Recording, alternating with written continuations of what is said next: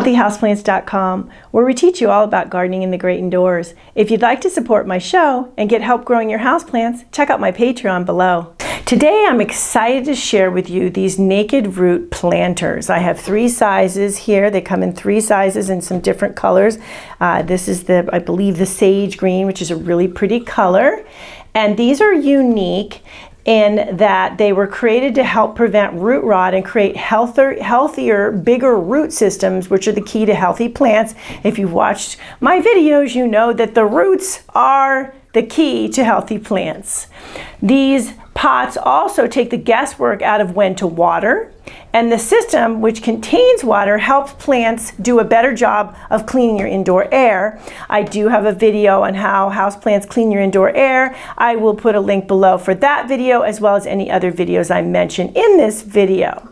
Now, the naked root planters work with potting soil, which we're going to be using today, as well as other growing substrates such as leca, bark, coconut core, and such. Okay, so but as mentioned, we are going to be using soil, and this is my favorite potting soil, Pro Mix, which I'll put a link below for as well. Okay, so I'm going to be experimenting with these, see how they do. We're going to plant these two plants today, in the medium and the small one, and then we're going to check back in 3 to 4 weeks to see how the plants are doing. It'll be very exciting to see how they're doing. Okay, so we are, as mentioned, going to plant now. So the process for that, we'll start with this medium-sized plant here, and this is an Ardisia. I do have a video on how to grow this beauty. I love these plants, Ardisias, and I'm really excited to see how this Ardisia does in the naked root planter. And I think that this is a perfect size for this particular plant. So what you do is you fill this bottom part here, where there's a ridge, you fill that, so it's the bottom 1/3 of the planter, with soil or whatever planting medium you're using. Okay, and you need to kind of get it in there so you get it into the whole wicking system. And then once you finish with that, then you place your plant, and I already loosened this from this pot, in here. And if necessary, if you need to remove some soil around the roots, just to help with with that, you can do that. Actually, I filled it a little too tightly here, the bottom part. I'm going to do this to let it settle, since it is the soil dry. I believe you start with dry soil. Okay, so we got the plant in here. Okay, and then you're going to fill the this part to the top with soil, and being careful obviously with the roots, as you always would when planting. So this is pretty easy, as you can tell, nice and easy. And I'm adding a fair amount of soil, but not too much soil. So I think this is, like I said, the perfect size for this particular plant here. Gonna fill it in, and they say to ensure the soil is dense enough to support the plant upright, right? So you don't want it falling over, but you don't want to pack the soil in too much. So I think we're just about done, that being said here. Okay. All right. Do that. Okay. So we're going to now thoroughly soak the planter.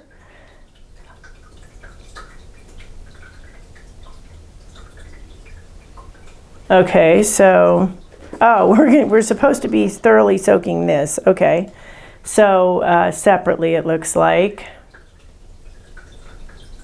And then some soil is going to escape, so that's okay. It's getting heavier here, so I think it's definitely getting soaked.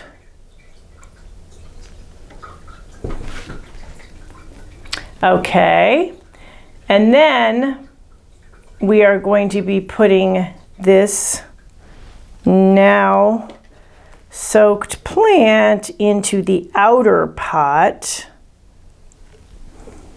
Some soil did kind of fall off in there, so I'm going to put that back here, and you can see that we are now soaked. Okay, so I'm putting this into this outer pot here. That's what you want to do next.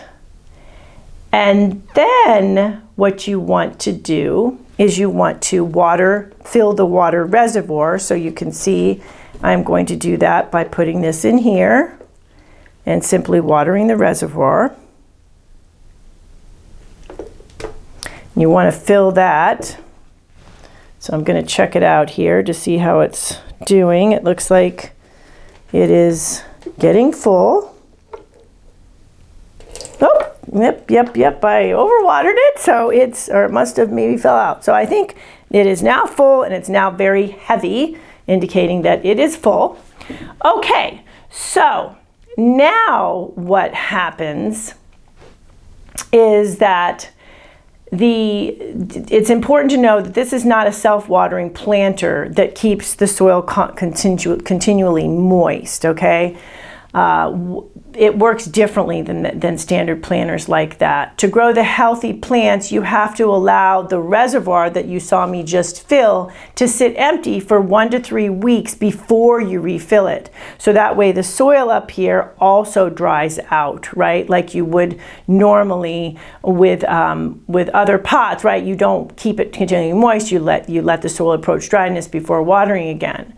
So how you know when to water, that's the next step, and I'll be telling you about that in the next video, but it has to do with what you want to do is you wait until the water reservoir is empty, and then there's a calculation process to see when you would water the reservoir again.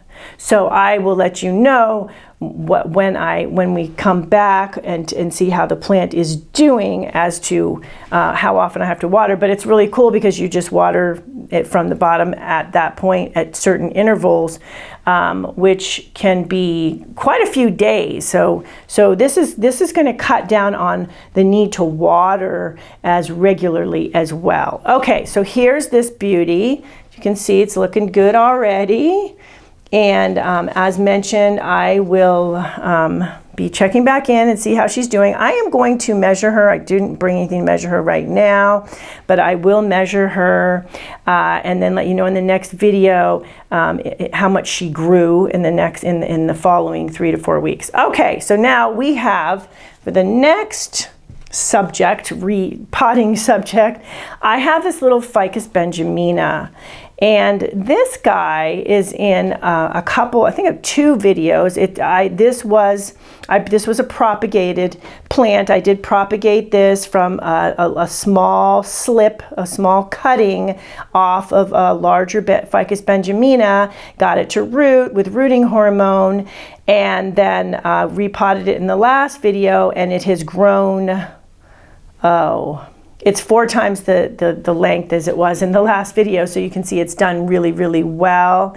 And I will put a link below for that series so you can see how to propagate your own Ficus benjamina. Okay, so I'm excited to try the ficus in the naked root planter to see how well it grows and see if it grows more quickly, which will be really exciting. Now ficus are they like a fair amount of water, so I'm thinking that this plant's gonna really like this system.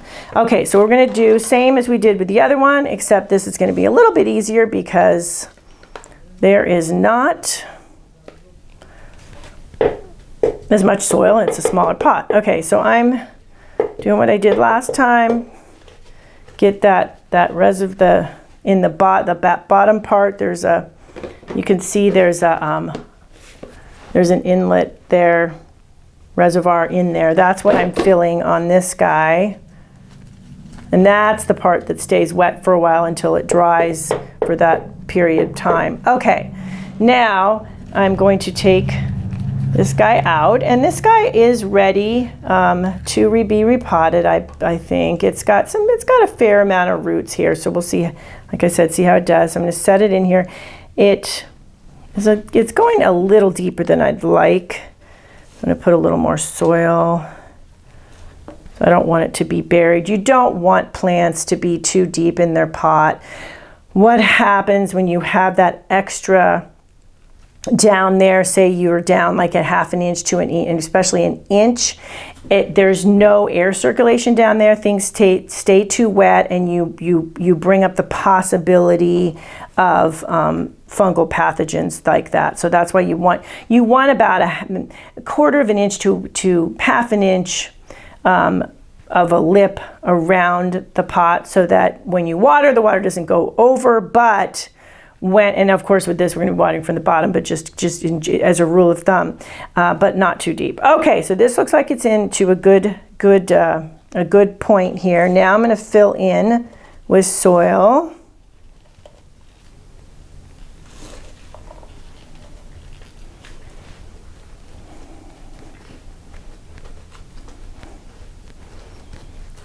I think the tamping, which is doing that, is a good idea as well. Okay, so this, this is good. This is really good. Now I'm going to go ahead and water and soak it like we did the other one. Get it nice and soaked.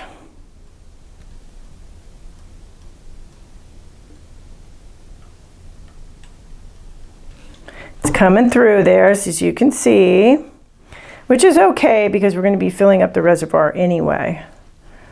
All right, so it's nice and heavy, feels like it's soaked. Okay, the reservoir isn't all the way filled, so we're going to be filling it now. Looks like you need to make sure you put this in right, so you can get to the reservoir. Okay, so there's that. Okay. Got that reservoir nice and full. So there you go. We have 2 plants in the naked root planters already. And as you can see, I like that. It was a pretty easy planting there. So not too time consuming there. And as mentioned, it's going to cut down on watering for sure.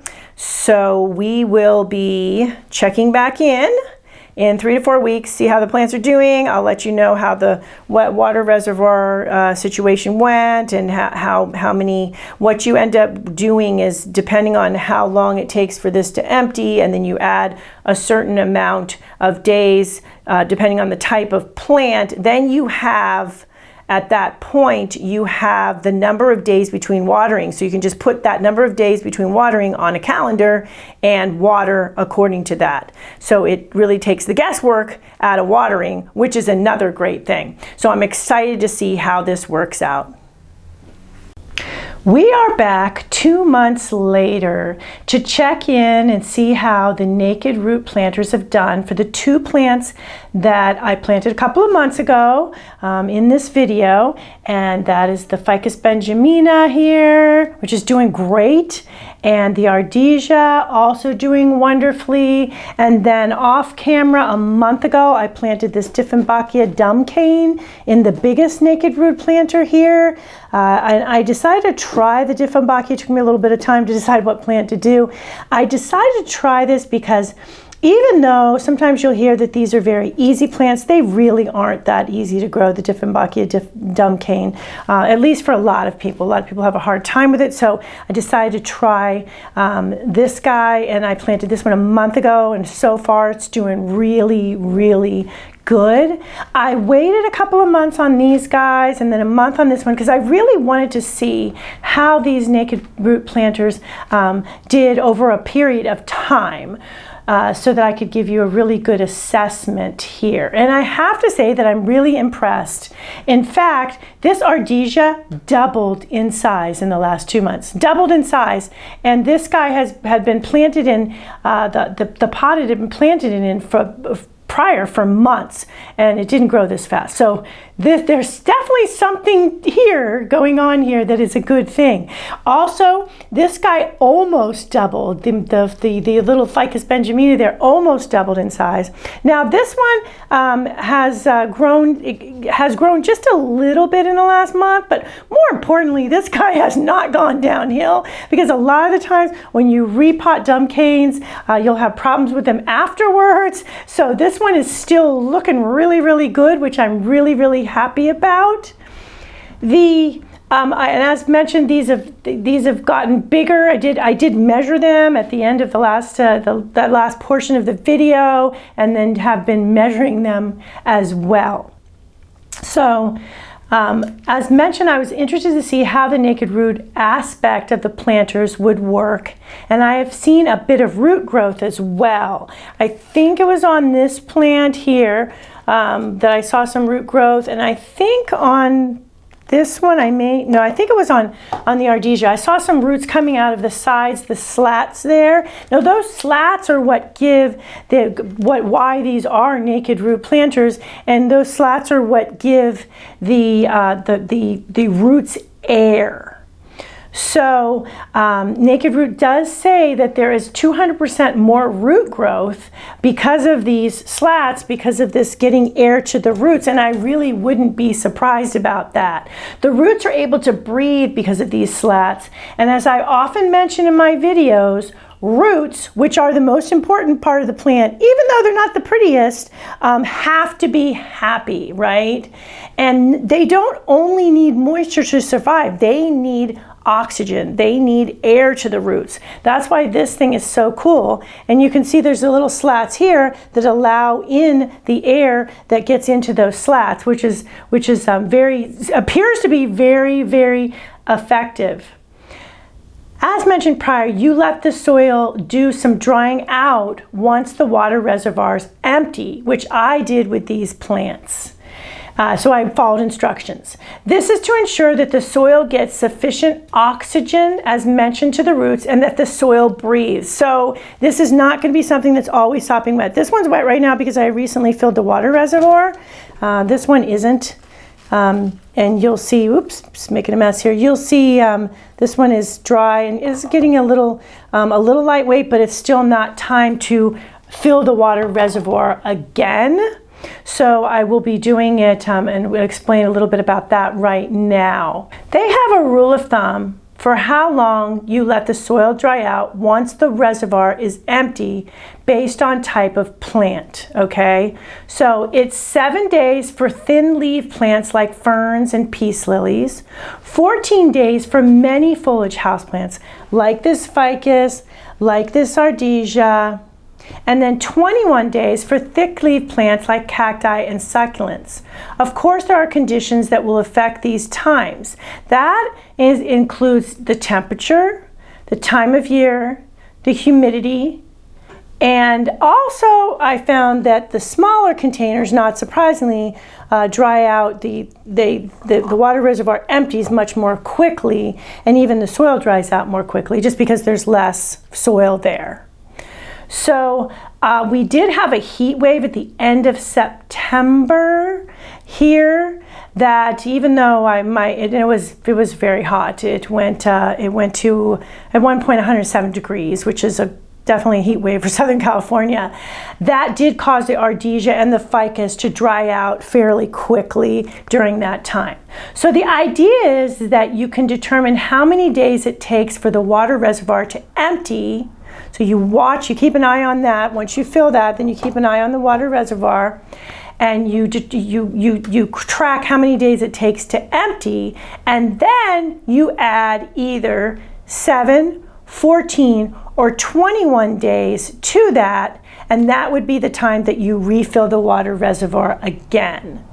And the point is so that you have a rewatering time that you can put on your calendar, and then you know to simply add water then. That way you don't have to keep checking. So that's certainly helpful for people who forget to water. I tend to check my houseplants on a regular basis, so I kept an eye on them, which was good, like when we had the heat wave, right? Because things dried out a lot more quickly than the prior time when I had refilled the bottom vessel in these two. So like I said, the water method, the calendar method could often work well, but either way, you still want to keep an eye on the planters, and so that so you might catch it if one is looking pretty dry. And if it's looking pretty dry, then it is time to definitely water to fill the water reservoir.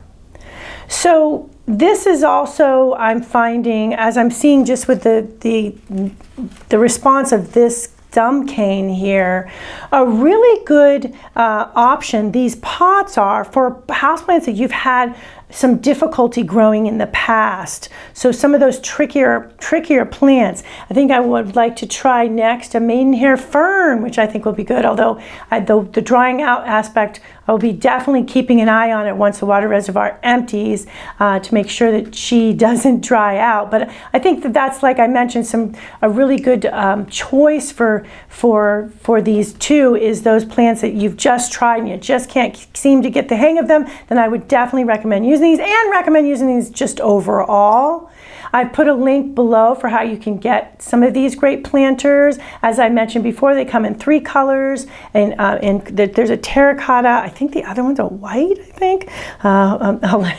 I'll put down below if it wasn't. And then also sage green, which these are the green. I believe it's called sage green, which is really nice. Another thing to keep in mind, really, really important when you are filling the water reservoir, and that is any plants that are sensitive to things like fluoride, chloramine, chlorine, those sorts of things, and that you should be using distilled or reverse osmosis water or even rainwater, to make sure to do the same in this water reservoir. And it's actually even more important. Dieffenbachia don't get those brown leaf tips if you use distilled rainwater or reverse osmosis filtered water. So make sure to fill up the water reservoir with the correct type of water depending on the type of plant you're growing.